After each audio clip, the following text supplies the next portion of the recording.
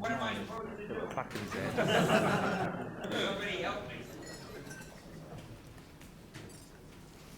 It's bad enough I don't know what to say. I got a microphone not to say it in. You gonna leave me alone here? Somebody help me. All right, what is the routine? The guys are going to introduce themselves to you, so you know who they are. Say that again. I didn't hear. The guys will introduce themselves to you, so you know who they are. And then they'll ask you questions in 15 minutes, they'll ask you questions that we can be clear. And they'll have the opportunity to go back to the back of the room and listen to you. These people are going to ask me questions. Then they're going to go to the back of the... Is that punishment if they ask me if the questions are bad questions? You might not even let them know to those questions. Send them out straight away. Well, wait, don't go away. What if I don't know the answers? I'll make it understand, I'll make it. Oh, this is going to be some session. All right. Well, why don't we go from left to right? Question. Actually, introduce No, that's not the way it's done.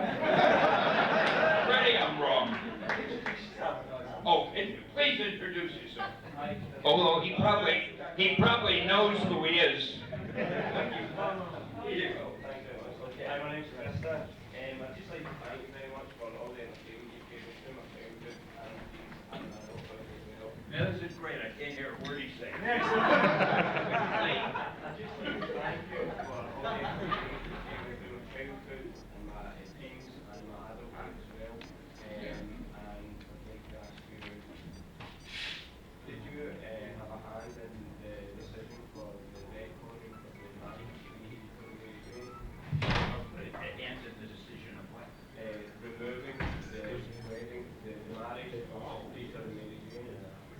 Removing the word here? Yeah, them being married, removing that. They're not married anymore? Spider-Man isn't married anymore? You shouldn't have told me. You ruined my business. All right, I'll answer your question. I got to come back here now. First of all, thank you for the kind words.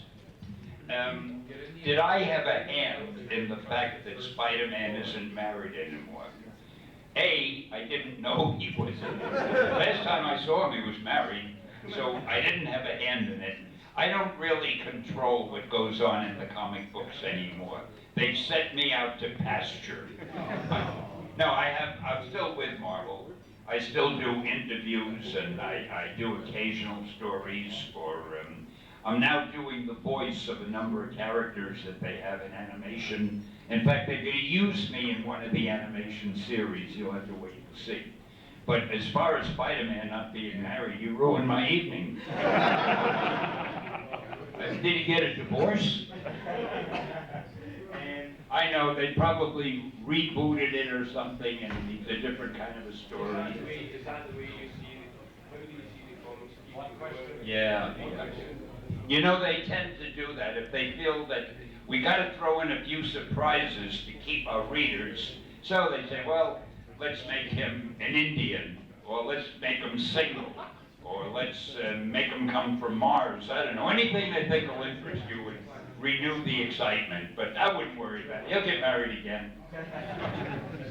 Oh, another question. Yes, sir.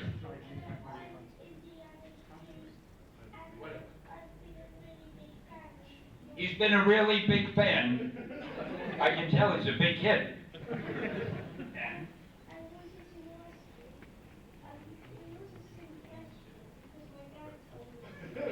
He has a silly question his dad told him to tell him. Yeah.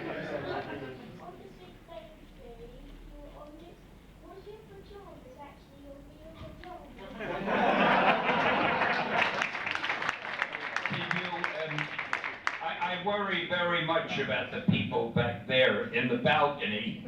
Did you hear the question? Because if you didn't, on The Big Bang Theory, which is a television series, and I was on one of the episodes, and the question, which was a very perceptive one, was, were those my pajamas I was wearing? Actually, I wasn't wearing pajamas, I was wearing a robe that they gave me. It wasn't my own, and it had the number 4 on it, which I assume is supposed to stand for the Fantastic Four. And the producer of that show is a friend of mine, a guy named Chuck Lorre. And I never expected that he would behave this way, but when the show ended, he said, "Oh, Stan, leave the robe here." I wanted to take it home, but I had to leave it there. And I'll make up to him about that, don't worry. Anyway, what do you, oh, you're gonna do that for me? Yeah. Oh, that's Out the of way all we do your, it. We give the mic to the guy. I'm learning, okay. out of all the Marvel movies that have been in the last 12 years, do you have one that you're not particularly, that's not a favourite of yours? Do I have one that I'm not fond of? Yeah. You mean a character? Yeah, like one of the movies. Or one of the movies that I'm not fond of? You know, I have to be very careful. Even if there were a movie I'm not fond of, everything I say gets transmitted around the world. And somebody at the movie studio would read, "Stan Lee didn't like this particular movie. He's going around telling people he didn't like this movie, and I'll be in trouble." So I loved all the movies because I have to be politically savvy.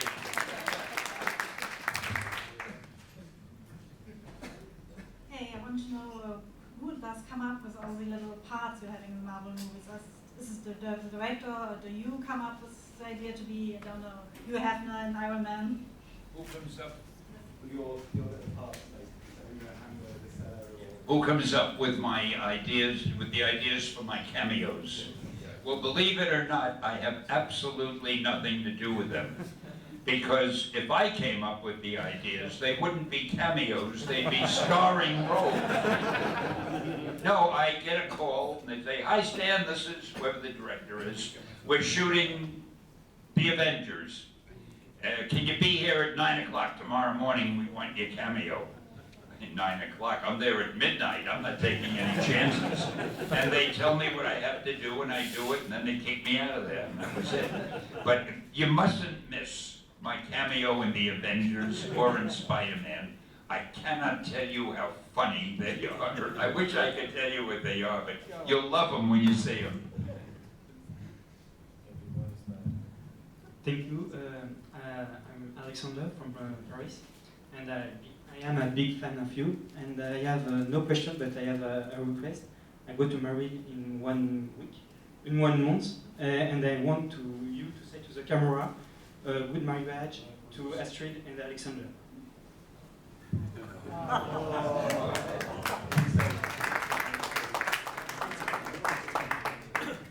Say that again.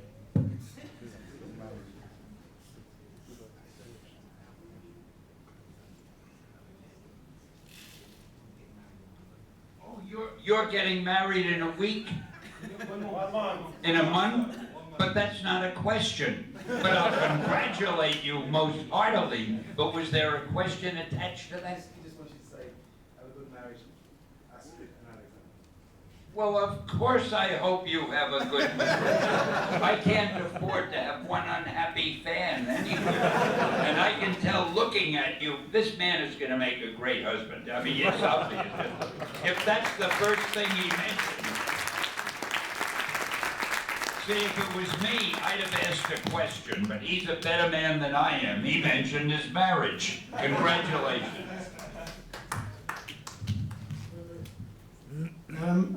No questions. I just want to say thanks very much for years of enjoyment. Thank you, sincerely.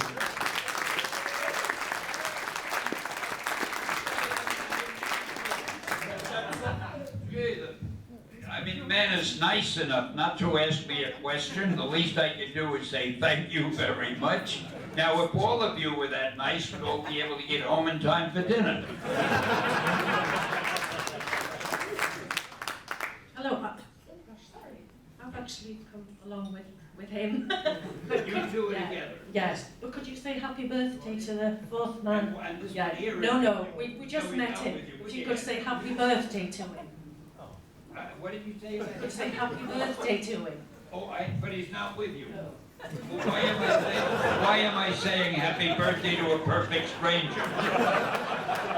Do you know these people? Anyway, I was asked to say happy birthday to you. I have no idea what your relationship is, but they're sitting in the front and I'm supposed to do what the people in front want, so happy birthday to you. How's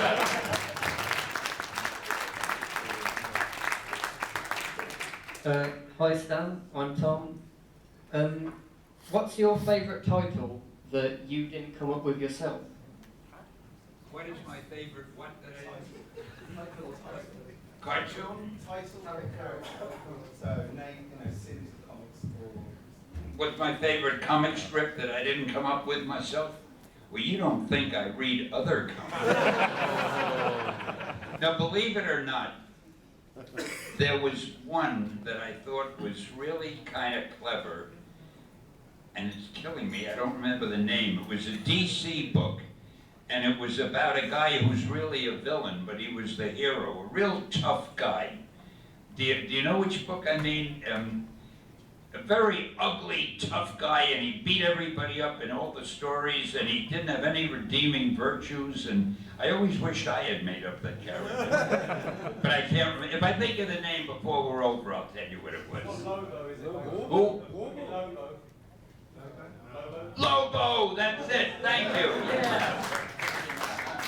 Yeah, I kind of got a kick out of Lobo, because I really like bad guys.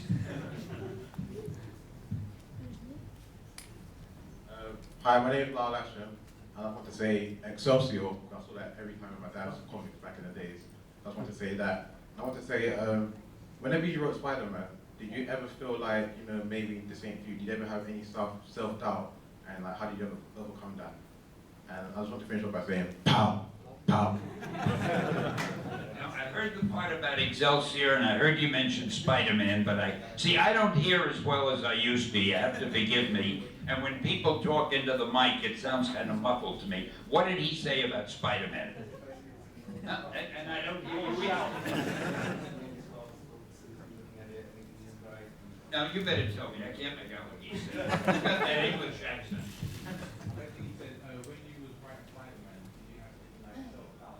Did I have any what? Oh, self-doubt. Do I look to you like the kind of guy who'd ever have self-doubts?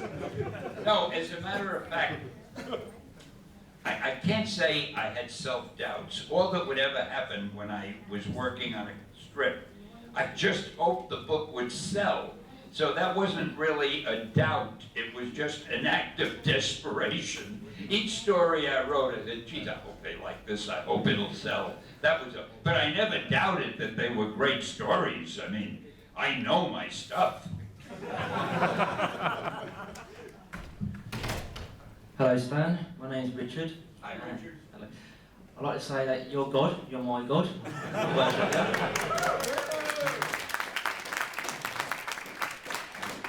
And my question is this. In the whole Marvel universe, which superhero did you base yourself off? In the whole Marvel universe, which character did I base on me? None of them. I haven't yet written anybody wonderful enough. No, I really never based my characters on anybody. I mean, I just kind of made them up, and whatever happened, happened. I had a lot of friends who used to read a comic book and they'd say, hey, did you base them out of me, or did you base them on me? No, I just, whoever I thought would make a good character. Actually, my characters are much more interesting than any of the people I know. Hello, my name's Glenn, and first I'd like to say I'm not worthy. Other than your cameos in the Marvel movies, do you have like a favourite scene, like just the one you love the best? All right. Now, see if I got that right. He wants to know if I have a favorite cameo? Favorite scene outside of the cameos. A favorite, what is, No, I think of the cameos, yes, of the cameos. a favorite scene? Favourite scenes other than your cameos? Other than the cameos. So Oh, any favorite scenes other than my cameos? You mean scenes I wasn't in? Well, how could they be favorites if I'm not in? No, I like it. There are so many great scenes in the Marvel movies. I wouldn't know. Are you going to answer these for me? I wouldn't know what to do next, what to pick. I kind of liked, I think the thing I really liked was in the first Spider-Man movie, when he first gets his powers, and he's with the girl, he's in the lunchroom, and a tray drops, and all the food is gonna fall on the floor, and he quickly picks up every piece and puts it back on the tray. I kind of like that, to show you what a simplistic mind I have.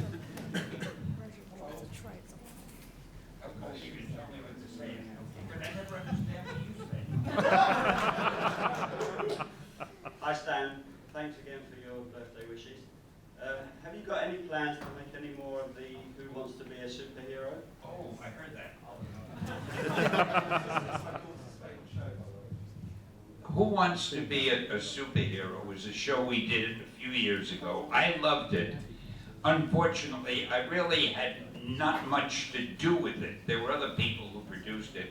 And for some reason, they had a first season and a second, but the network dropped it after the second season, and apparently there won't be any more. However, I have one now called Stan Lee's Superhumans. I don't know if you've seen that.